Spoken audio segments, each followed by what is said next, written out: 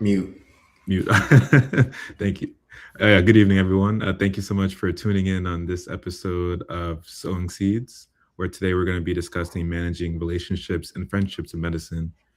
First, to introduce our panelists, first I'll start with Dr. Love Anani. He's a full-time emergency medicine physician in the North Crest Emergency Department in the Nashville, Tennessee area, where he serves as the medical director, chief of staff, and Robertson County EMS director.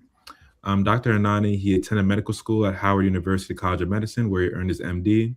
And for residency, Dr. Anani attended Central Michigan Emergency Medicine Program, where he was chief resident. He currently lives in Nashville, Tennessee, but is a native of Houston, Texas, where his family continues to reside. He enjoys sports, comics, and is an avid gamer. He is currently married to Dr. Uchenna Anani, who is currently a NICU attending at Vanderbilt University. They have twin boys who are rambunctious and spirited. And last but certainly not least, we have Dr. Cameron Lee Matthews, and who is the Chief Health Officer of Impact Care, a public benefit corporation that helps organizations manage a technology enabled CHW workforce at scale. She formerly served as Chief Health Officer with City Block Health, a value based advanced primary care practice integrating services for Medicaid and duly eligible low income Medicare beneficiaries. Dr. Matthews is senior faculty with the Weitzman Institute and associate clinical professor and volunteer with the Department of Family and Community Medicine at University of California at San Francisco. She is an elected member of the National Academy of Medicine, where she chairs the Health Policy Fellowships and Leadership Programs Advisory Committee and is a member of the Standing Committee, on primary care. She co-founded and directs the Tour for Diversity in Medicine, an initiative seeking to bring pre-medical enrichment activities to underrepresented minority high school and undergraduate students across the country. She completed her bachelor degree at Duke University, her medical degree at Johns Hopkins University, and her law degree at the University of Chicago. Um, so first, thank you so much for our panelists for taking the time to speak with us today. To start us off, I want to ask, what did friendship look like for you before medicine, and how did that change once you entered training or practice? Since you got introduced last, you want to go first, Dr. Matthews? I mean, since my bio was like my entire life, yes. I think that was only the last 2 years personally, but I mean, that's how much of a boss you are. But This yes. is this is true. How did it differ? I don't think it really has differed that much for me because of my entry into medicine.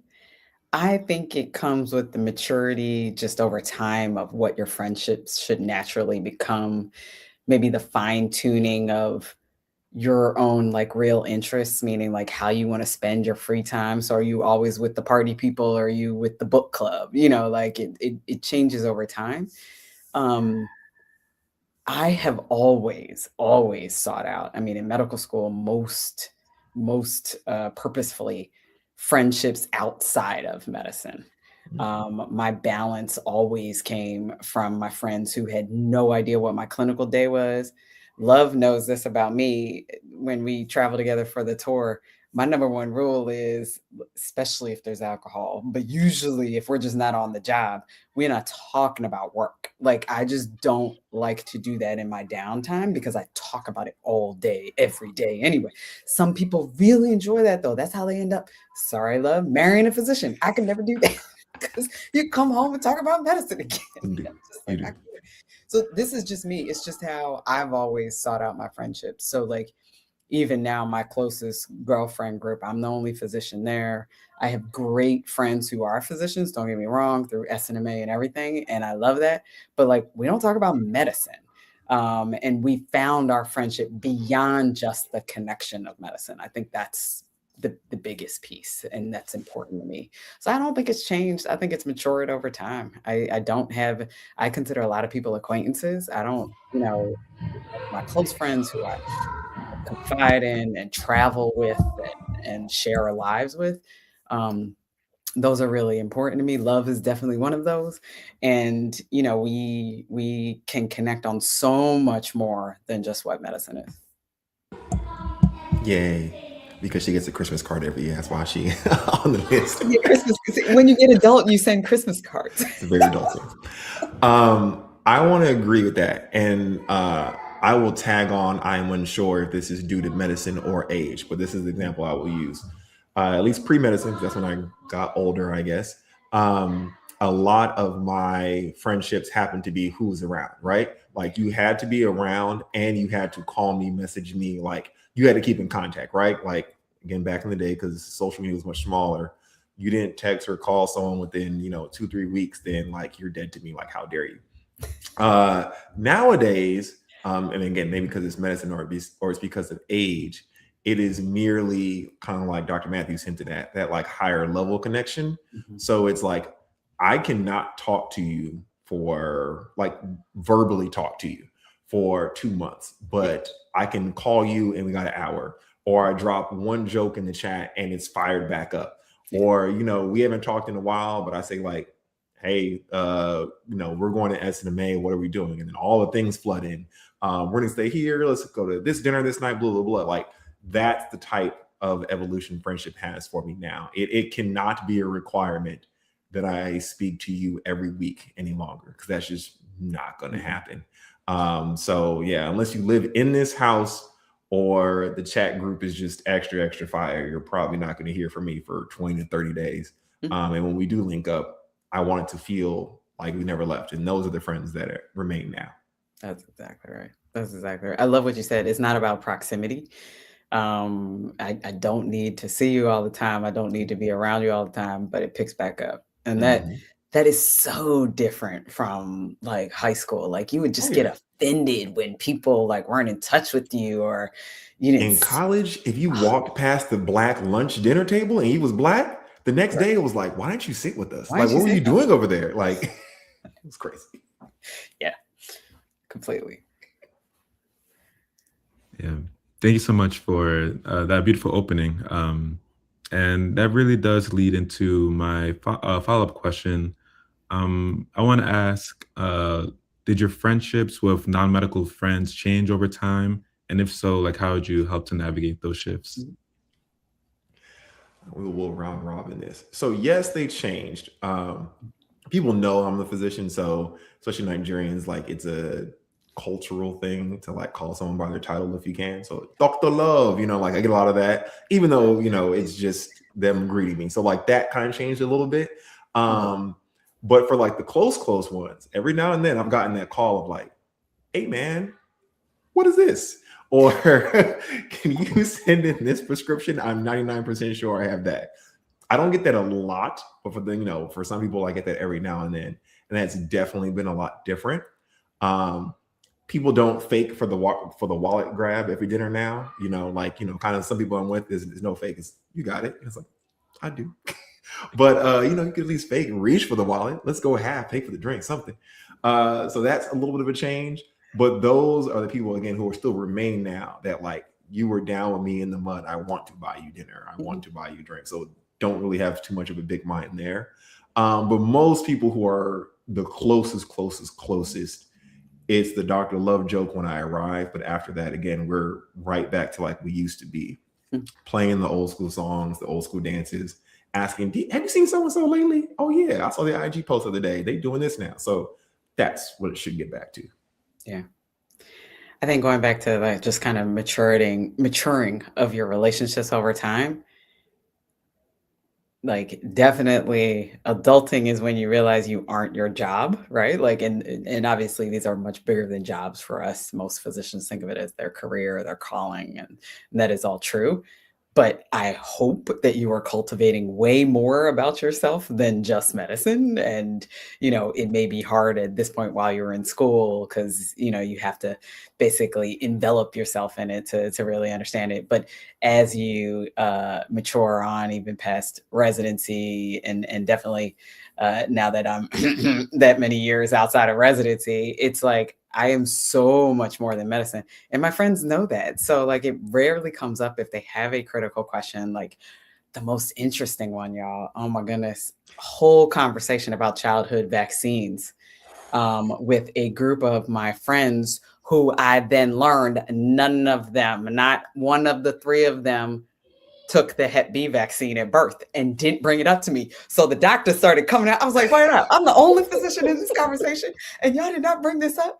Kids are like 7, 8 years old, y'all. Like, never talk to me about it. And I just sat there offended. I was like, you call me anytime you have a question about like I got offended. Because they just don't do that. They don't lean on me. And I appreciate that because our friendship wasn't based on it. But yeah, it's also it's a nice, I don't know, for family as well too. Yeah. It's nice to be able to help people, to be able to direct people, to provide that literacy of the healthcare system. Like someone has an issue, they don't know what specialist to call and things like that. And I'm primary care, so that's like all we do, right? So like helping people navigate the system as opposed to the medical questions, I'm proud to do because I know it's confusing even to me at times. Thank you.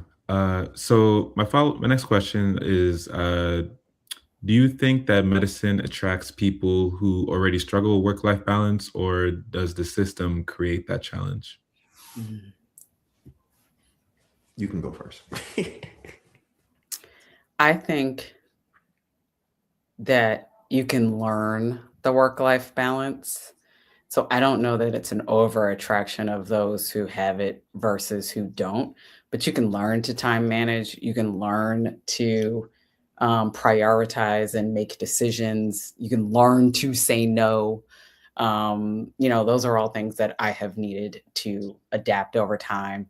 I think there are some of us I know are a little bit more OCD around time management and everything. And sure, that goes along with our type A personalities, yes, but I don't think it's an overtly unbalanced sort of attraction to our field. But I do think the people that are more successful, that have more work-life balance and everything, dedicate some real energy to figuring it out. It doesn't come naturally. You're not just going to one day be able to figure out, oh, I'm an attending so I can balance all of this because you know what? I don't have residency work hour restrictions, but I'm going to figure it out. Like, no, you have to be very purposeful. You have to plan your day. Just as much as getting back to the friendship question, you also have to plan which friends you're going to see because, you're not hanging out in some academic center where you just walk into people. You don't see your friends unless you make actual dinner plans nowadays, as you get older and you get more family focused and things like that. So the need to actually plan ahead and time manage becomes more critical just as you mature. And so therefore your relationships do that. And those who do that more successfully are being intentional about it. That level of wisdom is probably why I'm going to say cultivate, because I find myself to be a very, type A person, which I think I am more so than most of my friends group. But even now, I did not know what work-life balance is because before med school, it was just life balance. Like the work part was 9 to 5, clock in, clock out. Like it never followed me home. It never did anything else. I never had to worry about it. I didn't have to study. There was no, continuous learning I had to do after I did that. And when I was in college, it's all life and the work part is on that campus, right? So when I left campus, I was gone. And when I was there, school was life. So it was like completely integrated. But once you become an adult or a physician or whatever your goal is, and you have a connection to another person, you have children, you have patient logs, you have metrics you have to meet, like that follow you constantly around the time, then you learn work-life balance. And then you kind of cultivate it as you go along. So I don't think it necessarily attracts someone who's better at it. But as Dr. Matthews says, to excel at it, you must cultivate it well. Well said. Well said. Yeah, I think that was a very, very beautiful responses. So my next question is, what are the benefits and drawbacks of having close friends who are also physicians? Ooh, see, I'm gonna go there because that's my group there. All right, benefits. When you need to exhale, you can fully exhale with no translator involved, right? I can come home and say, do you know this 75-year-old female that I had that arrived with ROSC had a 40% pneumothorax on the right, causing compression and decreased flow to the RV? And my wife will go, what? What did you do about that? Did you use a 26 French or 32 French? Did you use a needle decompression? She can immediately come back with that versus, oh, who, what, and what's Rosk? Her name was Rosk, or did Ross drive the ambulance? No, Rosk. Is that a K or a C?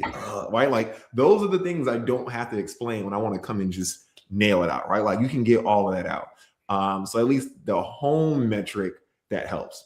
I'll do three things. The second thing is, at least wife-wise, I'm not saying no spouse understands the burdens of a physician, but like another physician really understands it. So it's like, hey, I have call and it's 6 to 6. That might be 6:30. It might be 6:15, but she's gonna be understanding of it. She knows it's gonna take up all my time. When I have to say, hey, I am home working, but I have to do this on the computer, she understands. So there is a little more leeway of like, oh yeah, I gotta do that too. So that's fine. And then for one of my group of friends, like we literally are planning our summer trip. Again, I think equality helps. And that's, I'm not sticking financial, but they always say birds of a feather flock together.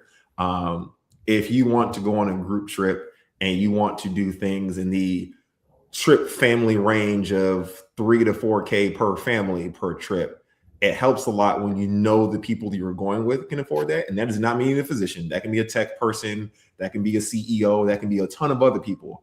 But it's not necessarily going to be, the local school teacher. Not that you can't be friends with them, but you just have to alter your trip a little bit more. So I don't think we have to do very many life alterations that we do day to day when we switch to that all physician group, because again, they're physicians too. So not much altering on how we have to live.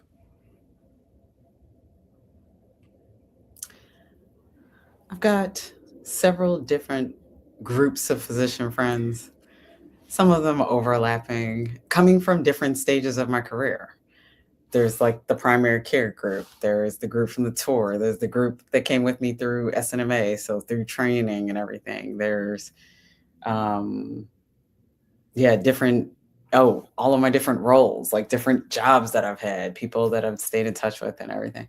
I think it's wonderful. I think I admit those are different relationships than my non-physician friends because, well, especially the workplace people, we may not have the same kind of connection and everything, but I still consider them to be friends. I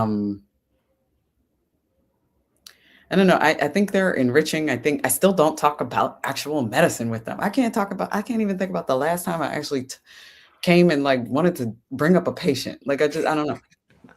I just don't do that. I've never done that. I don't know. I think that's just me. But what I do is probably talk about more like the politics of healthcare and things and health equity and so medicine adjacent healthcare related sort of things. Those are wonderful conversations because the physician perspective in those conversations is very different. And those tend to be a lot of the circles that I'm in as well, too. I will tell you, I'm part of a new group, and it's something hopefully a lot of our students will get to eventually and love you as well, too. But it's a new kind of networking organization only for physician executives. And we only have a couple hundred members at this point, but it's all CMOs and CEOs of like startups and digital tech and all this different stuff. And like we have a meeting in person and I have dinner with all groups of them and everything. And so now I know a bunch of like my colleagues at different companies that I end up working with on this same day. So that I wouldn't put in the friendship column. I mean, a lot of them are, but I put in like unbelievable networking sort of space, which, I want to emphasize should never stop. I think we talk about networking so you can get the job and do everything and everything, but so that you're successful in future jobs, you should always keep expanding your network. And so that's why I joined the organization and get to know all these new individuals, because I think those relationships are critical just to expand my own knowledge, expand partnership. Because I don't know how many times I've been at a boardroom table, a conference room table, and I'm like, oh yeah, we had dinner last week. Nobody else in the room knows it, but we already know each other. Like that happens all the time. And it helps business. So a lot of it is maybe not so much on the friendship side, but networking so that you still have like real relationships. Like I know these people. I'm not saying, they're getting the Christmas card, but some of them got added to the Christmas card list. I mean, some of them got added. But it's been wonderful to meet more and more individuals who are like-minded, who are physicians, so that I can expand, honestly, just my own circle and how I do business on a day-to-day basis. Yeah, thank you. Those are very valuable responses with a lot of insight to unpack. My next question is, like, how do you set boundaries between being a good friend and being a coworker, especially in high stress environments?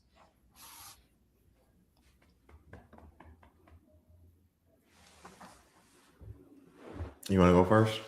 No, you go first. I'm trying to think of something. So for me, I work in the emergency department, high stress environment. I can definitely say that I have made the balance by putting rules in place that I break for no one. I started that early. So Facebook chat, Facebook with everyone, because nurses love to click on Facebook and say like we're friends, which we are. But I a long time ago made profile restrictions for people who I went to college with and people I met after college. And if I met you after college or at least after med school, you got added to that list. There's just a part of my life you just don't get access to. I'm sorry. Um, and then there's other organizations that I don't do anything from that standpoint, right? So like you can be the Facebook friend because that's the general, here's my life, here's my updates, kids playing in the park, stuff like that. Usually don't cross over into the IG style of life because IG is more like fun, gallivanting, doing things like that. Because I do like to keep things professional in certain ways, especially in leadership roles. So there is an image that you just can't downplay. I know it probably shouldn't happen, but people will screenshot things in a second. People will call you names in a second. And when you're trying to enforce something and someone's like, but you just did this last weekend or something like that, or I heard you talking about this outside. Every conversation has to be in a balanced place. I had a conversation yesterday, 2 days ago, with an RT who was telling me, and this is an okay opinion to have. I want to stress that. Okay opinion to have in the beginning. I'm not going to watch the Super Bowl because I don't like the artist. Okay, that's an okay thing. And then I was like, engaging because I didn't want to be too prideful and I don't want to be like, well, you're anti da da da. I was like, oh, okay, why? Why don't you like him? I thought they were going to go with the usual. I don't like the way he dresses, or I like all English artists, which makes sense. And the retort was, he worships the devil. And I said, okay, now I got to like shift the gear. Stay leadership wise. I can't jump off the top rope with what kind of blah, blah, blah is that, right? I had to come with well, that's interesting. Tell me where you heard that from, right? You got to take those baby steps. And I put these rules in place all the time. Don't agitate at work. If you're going to talk politics, put it in the box. Everything is step by step. Go off the top rope, watch your comments, side hugs, front hugs for sad events, lost parent or crying or something like that. Most of the time, side hugs, how you doing? Curse words limited. My Pandora is set on, I have like a work account. No curse words, no N words. I don't need anyone accidentally rapping along with what I'm listening to. So stuff like that.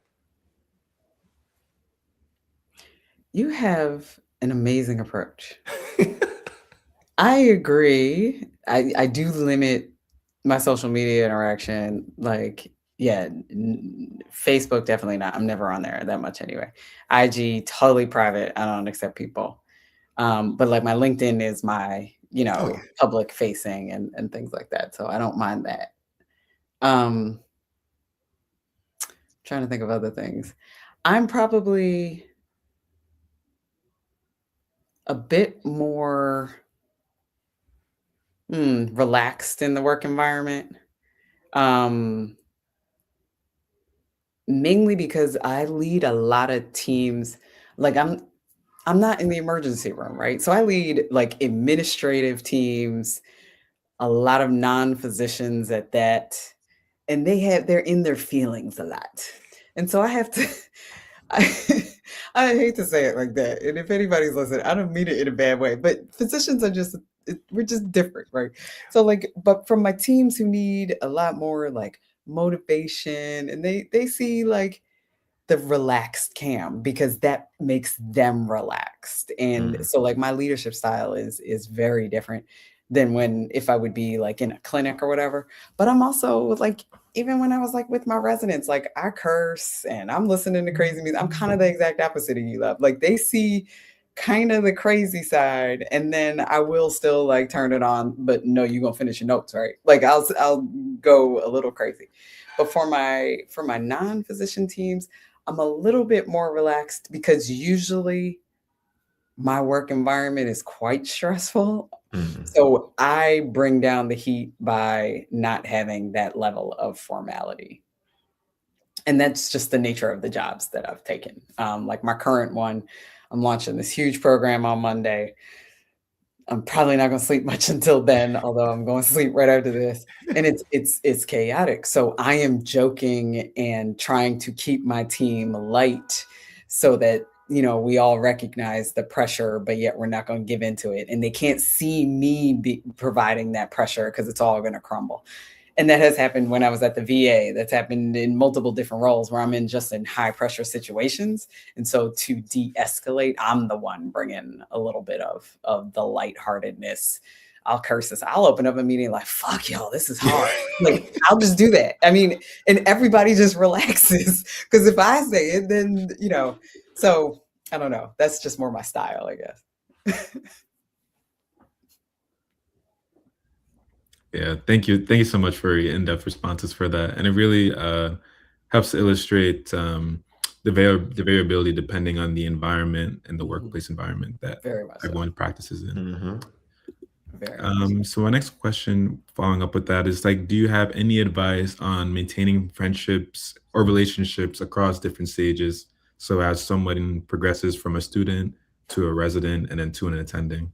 Mm.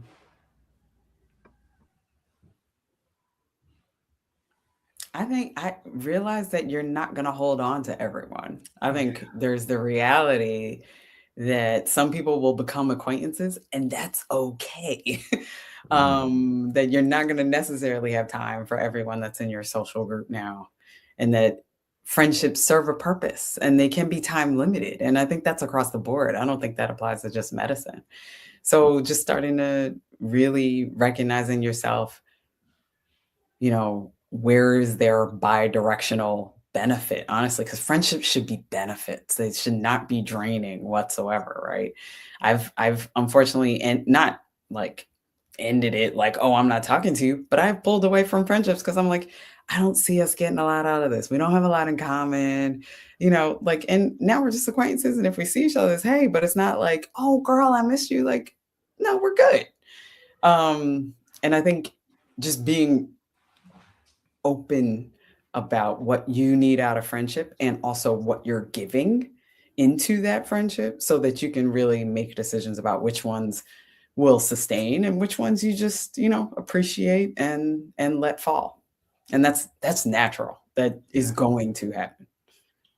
I think that's excellent advice because if you're not focused on what you're doing in the now, then you're going to miss out on things that probably would have benefited you more, right? So kind of like taking that example, most people since this are in med school, that means you just went through college, which means you kind of went through high school, right? In high school, I had a lot of friends in high school.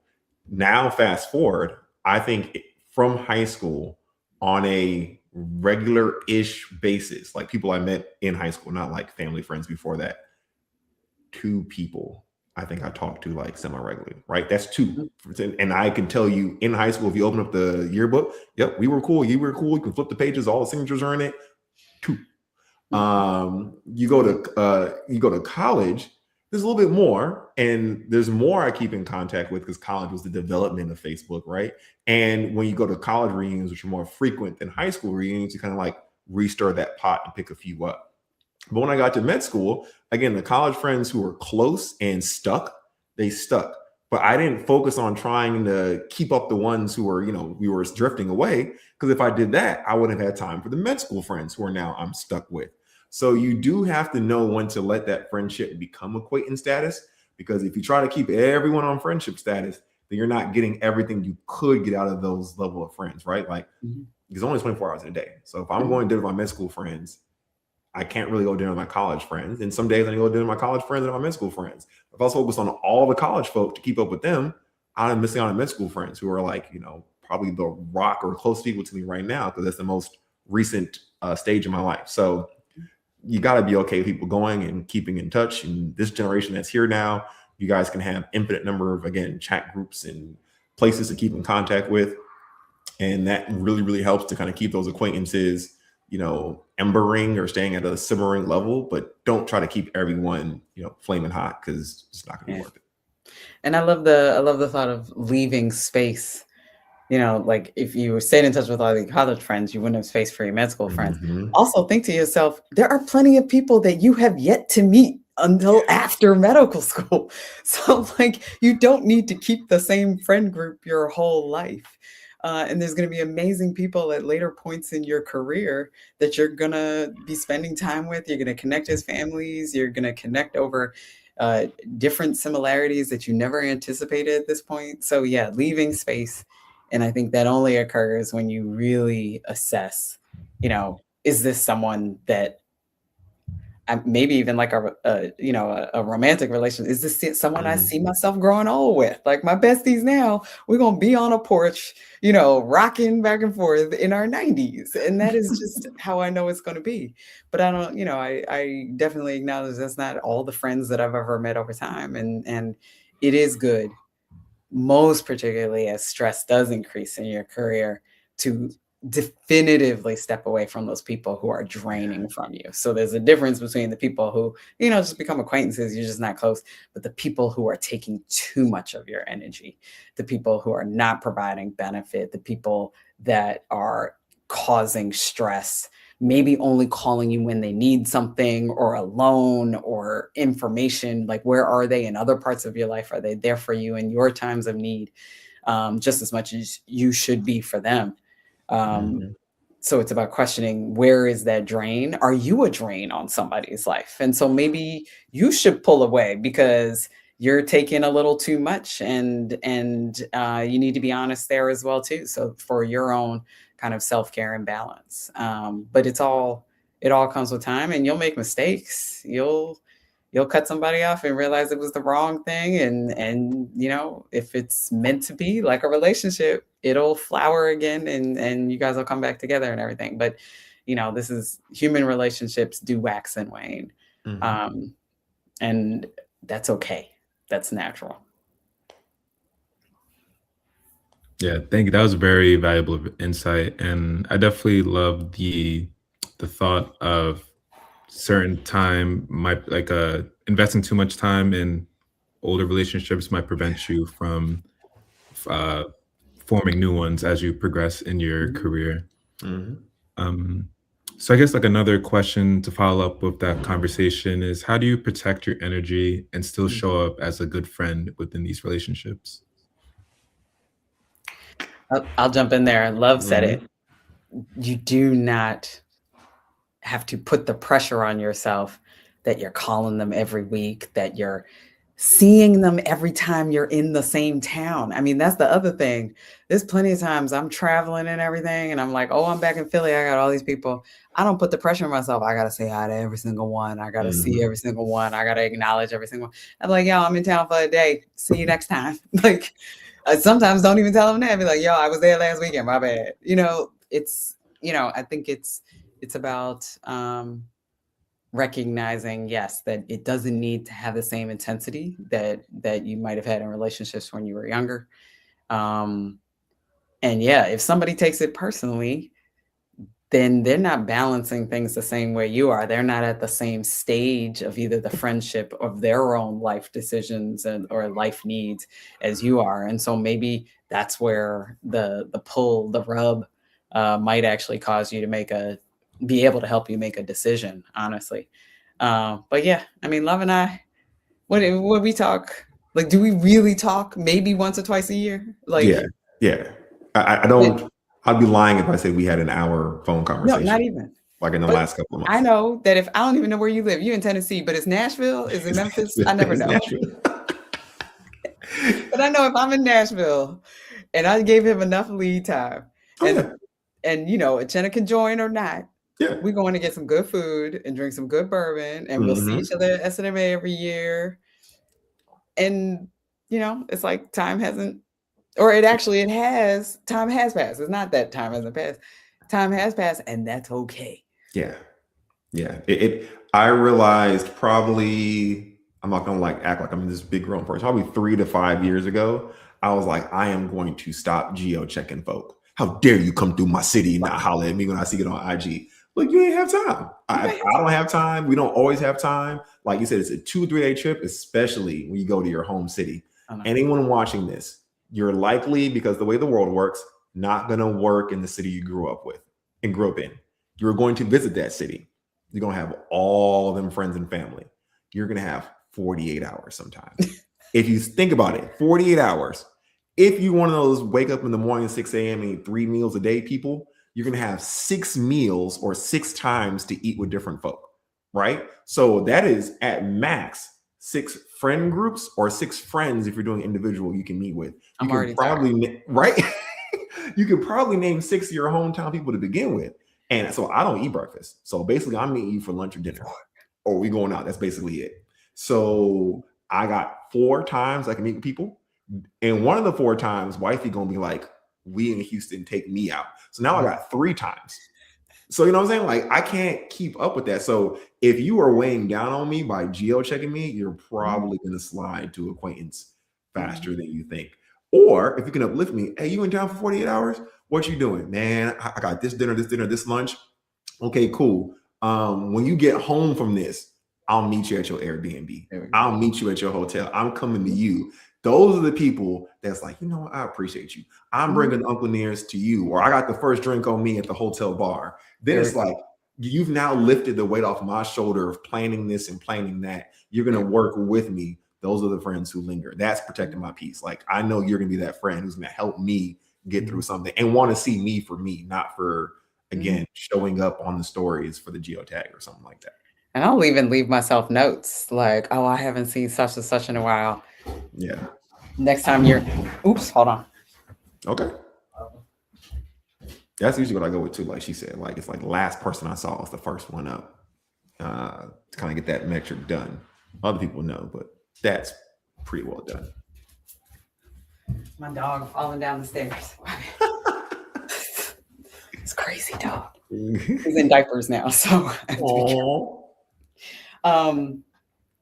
Anyway, keep going. I was gonna say I just leave myself notes. Next time I'm in Philly, call such and such. You haven't seen such and such in a couple of trips. Doesn't need to be every time. Yeah, absolutely. And we're human at the end of the day, and there's only so limited time in each day. So and you also have to take time to be able to sleep and just unwind too. So I guess following up with that, like how do you communicate your limitations without feeling any guilt or burnout?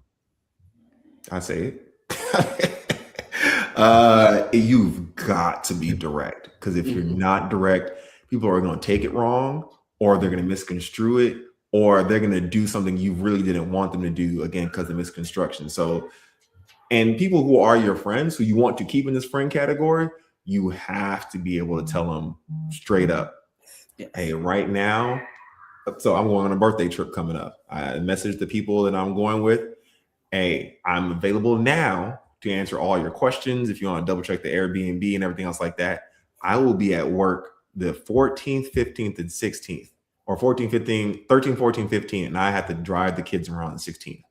Don't ask me no questions then. And if you do, don't be mad when you're left on red, right? So they know that up front. And I was very honest, explicit. verbatim, these are the dates I'm available. Y'all should know. And that's what I need, because if something gets, well, you said I can reach out to you anytime. The day before the trip, sir, I'm busy too. I'm going to the same place you're going. Oh, well, I just had to, no, it's not going to work. Yeah. The planning ahead is a necessity in that example. I love that.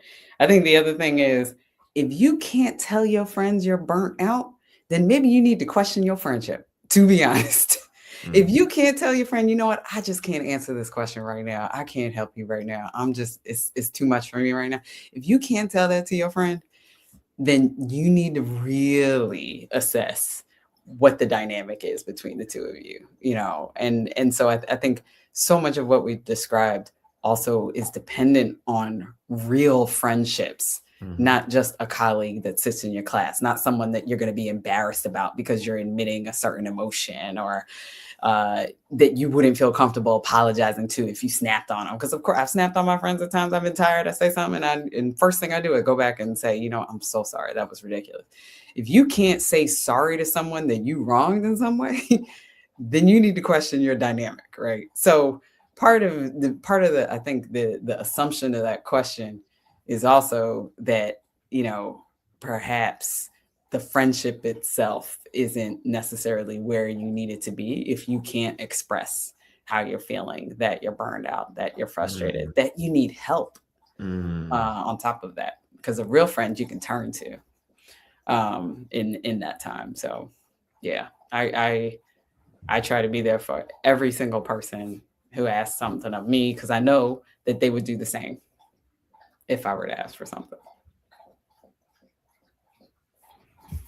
Yeah, thank you. That was very, very valuable points there. So I guess one of my last questions is, what advice would you give to trainees or early career physicians that are struggling with loneliness, especially given that a good amount of people, when they enter new stages of their career, are practicing in a different city from one that a lot of their support system or friends from previous stages are located in? I would say when it comes to that, a couple of things, and they're going to sound corny, they're going to sound generic, but I personally feel they help. Okay. Number one, plan things in advance, and you'll be surprised how that continues to keep conversation along and gives you something to look out to. So this is not for like acute loneliness, but maybe like a chronic. So again, for everyone in SMA, everyone watching this is probably planning, how am I getting to Pittsburgh? Who am I staying with in Pittsburgh for AMEC? What are we going to do there? That's an easy way to revitalize the chat and to get some kind of excitement kind of put into you. And it's far away enough that you can enjoy the process of getting there, right? So setting up outfits and hotels we're going to stay at, and where are we going in Pittsburgh? What are we going to do? Some people, like, you can feel it already, like in the old chats from AMEC last year, they're like, has the AMEC 2026 chat been started yet? And it's like, no, but that's that level of excitement you can kind of like use to bring out of you. Number two, I'm going to say, go ahead and use that technology for good, not for evil. It surprised me, but I think it's a function, at least on Disney Plus, I can say. I think Netflix has it too. You can have theater watch or whatever it's called, where you call someone up like, hey, you want to watch this? Watch His and Hers together? I heard the show's dope. All right, cool. We're going to link it so it's synced up at the same time, so we can be on the phone watching it minute for minute, and it's like you're sitting there, right? I'm not of this generation, but I think my sister is. Some people can walk around with FaceTime all day long, no matter what they're doing. I don't know if you look at the ceiling, but use that, right? Like if you're feeling lonely, that there has to be one person who's waiting for you to reach out.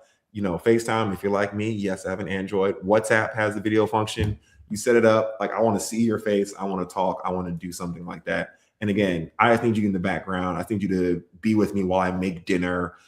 Tell me about your day. Those are two things I think that I use the most, and I'm feeling kind of like backed up. I have my gamer friend group. Work gets really hard. I have that gaming session set up. I'm like, hey, y'all, I'm going to be on 9:30 to 1 a.m. Game don't matter. Just let's get together and chop it up. And it's not about the video game we're going to play. It's about the unload that happens in the background. I love it. I would equate that same scenario to what happened when you first got to a college campus, right? What did you have to do? You have to figure out where you're gonna start to, make your networks. What organizations are you gonna join? Where are you going to connect? Do you have a faith community? Are you in the arts? Are there, music places where you can either jam or listen to music? Figure out your interests and then start to make connections there and introduce yourself, have conversations with people. I think it's the same exact thing. You move into a new town, a new campus, whether you're a resident or an undergrad or the like, the the in order to address, or prevent loneliness is you have to get outside of just your own apartment and just your own day to day and introduce yourself to people, and it may be over video games. It may be, again, over prayer. It may be with music. It may be at the dog park, taking your crazy elderly puppy and saying hi to somebody like, can we have a dog play date? Like, I mean, it's the same exact thing as you did in college where you just have to get out there and meet some people. That is difficult, I would say, for this generation because we are so used to meeting people through social media and digitally. And it is also hard when you're coming out of school because school is a natural way to find those networks. It is difficult. I have had friends who moved. I have a very good friend who moved from Chicago. Chicago is my favorite place I live. It's all I talk about and everything. And she was just like, where she lived in Chicago, even though like she's still part of my close girlfriend group. She was like, oh, I just couldn't meet anybody up there. And I was like, in this one neighborhood. And I was just like, all these other neighborhoods here, you could be like, what were you doing and everything? And it was just because of the way she lived and worked and everything. She just didn't find her group. So I think if it's about the community you're living in, about where you're working, where can you find your networks? What are your interests? First of all, know yourself first. That has been common throughout this whole conversation. Know yourself first, know what you're interested in, how you want to spend your free time, and then go find others that do the same.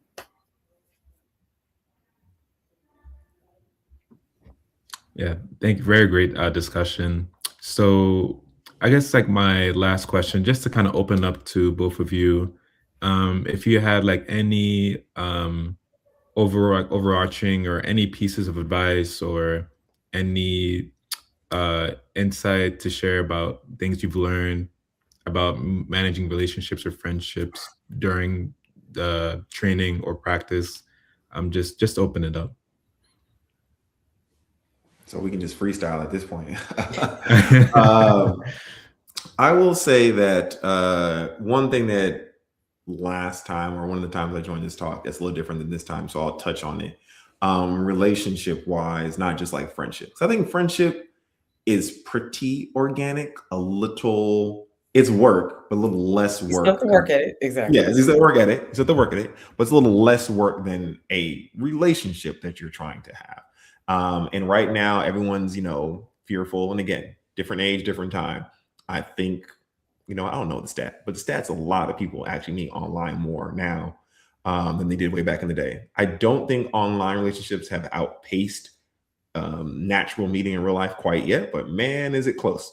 So people get very nervous about, I'm a physician or I'm in med school, I'm in this and that. You don't want to get taken advantage of and things like that. I do remind people though that like even when you meet in real life, I think once you pass the age of 28, you meet someone for the first time. Easily in the first 5 questions is going to be, what do you do? If you don't know already. So you really can't hide your job for very long, no matter how you're going to meet someone. So I'm not saying you have to put it on the blast on your profile, but don't be surprised that it has to come up sooner rather than later. Go out, be yourself, be open. And I think Dr. Matthews really hit it on your head. Know yourself, know your worth. What are you looking for? I don't like outside that much. You're not going to catch me in the mountain climbing group or anything like that. I'll go once or twice if we're someplace lovely and this view is a must see. You might get one good hike out of me, but I'm not doing it religiously. So I'm not going to join a friend group or, get in a relationship with someone who needs to do that. I prefer a balanced type of group, relationship personally. So like my wife is a non-gamer. So that's a thing where like it's balance. You know, I do this, you don't do that. That's okay. The health is where healthcare is where we kind of link up in the middle. Movies, we really enjoy going to movies. So things like that. Hopefully, when you start to grow those things out as you continue to go through your journey through medicine, that becomes a little more natural and you can find that relationship in the long run. And again, similar to friendships, time management is very, very important if you want to make someone special. So my last piece of advice is get you a blank calendar. For me, it's a Google Calendar. For you, it can be an Apple Calendar, a cozy calendar, whatever. Make sure you have your commitments, the things you know you want to put yourself into, locked in and blocked off so nothing else can impose on it. So get you that calendar. It's time. Complete agreement. Planning ahead so that you can have the time to invest in your friendships just as much as you're supposed to invest into your relationships. You know, it may not be as frequently, but you do need to invest in your friendships. So, you know, maybe sounds a little opposite from what we were saying before, that we could just talk a couple times a year and it's fine. But when you are spending time together, you're invested there. And when you know you need that connection, you've planned ahead enough so that, you know, like I get my fill of love like a couple times a year. That's good, right? I think I'll just reiterate what I think has been our direction for most of this conversation. It's just being intentional about who your friends are, how you spend your time,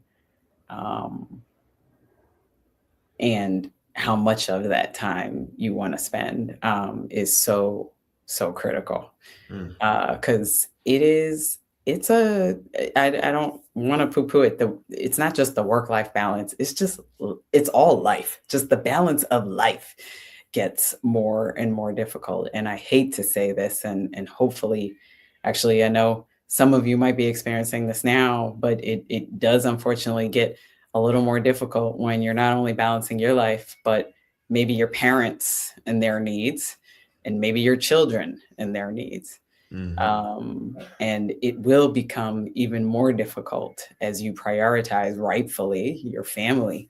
It will become both more difficult and more necessary to have friends so that you can step away and have that space from, just a self-care standpoint. And so therefore, the intentional piece of who those friends are that will be there for you. The friends that showed up at my mother's funeral, I mean, that just to me meant the absolute world. And, they flew in and I hadn't seen them. And all I had to do was tell one person and they took care of it. They told the other people and they were there. That is, that's love. And I think